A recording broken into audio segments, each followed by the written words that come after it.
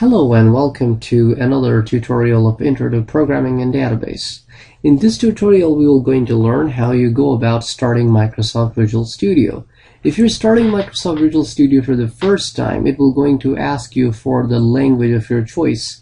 Since Microsoft Visual Studio is an IDE, which is integrated development environment, which allows you to not only code but also allow you to compile, debug, and a lot of other features built into this environment. This environment is only available for Windows platforms, so if you are a Mac user or a Linux user, you won't be able to use Microsoft Visual Studio. Microsoft Visual Studio environment that we're going to be using here is Microsoft Visual Studio 2012. Even though for the sake of this tutorial, even if you have earlier versions like 2010, 2008, or the later version like 2013, all versions tend to work just great.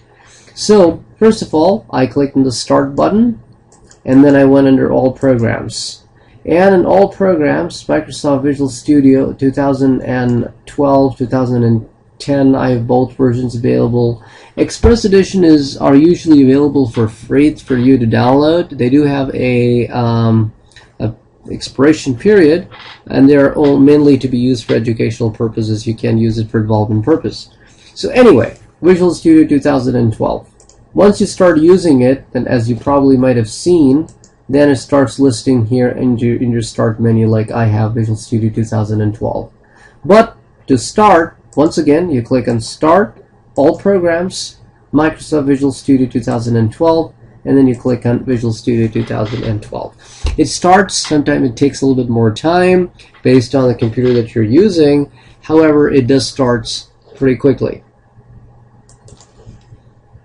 So once Microsoft Visual Studio starts, and if it's starting for the first time, you got to pick the language of your choice, like VB, C#, C++, whatever it is.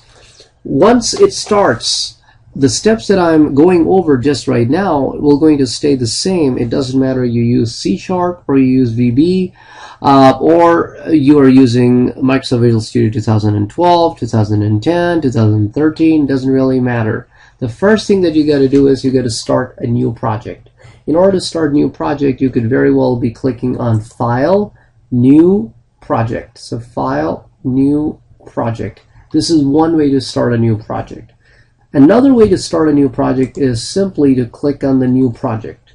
Now in Visual Studio 2010, this gray region that you're currently looking at, this very dark gray region, is white region, where you're still going to be able to find New Project as one of the items listed.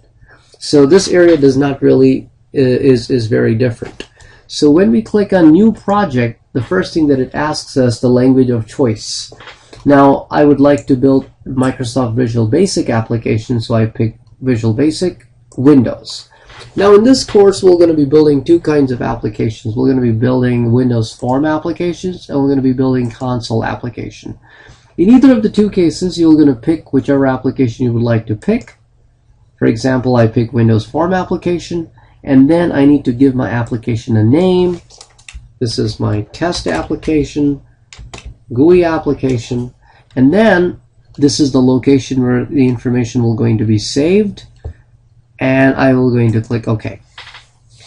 And once I click OK, it builds my development environment, and once my development environment gets completed, it will going to give me a form where I can place my objects, and I can pretty much go from there.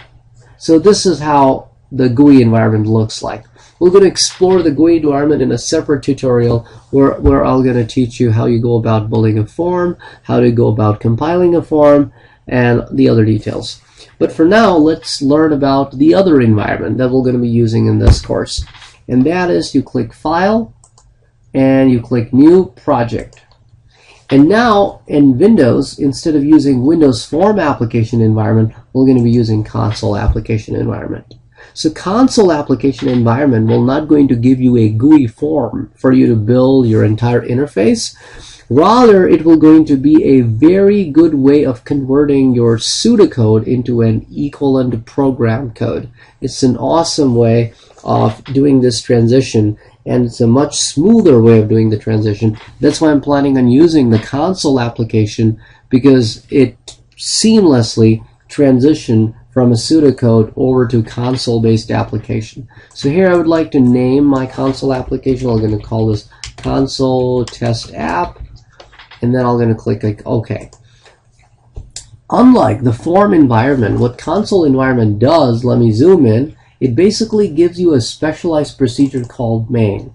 I'm going to talk about it a little bit more detail in the next tutorial, when I'm going to actually help you transition your pseudocode that you wrote in one of my earlier tutorials into the console-based application. But for now, just for your understanding, a compiler in the console application is looking for an entry point into your code, and this main module or the main procedure or the main methodology is the entry point of the compiler into your program logic.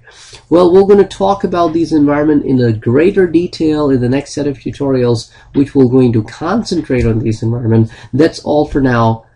See you in the next tutorial. Thank you for watching.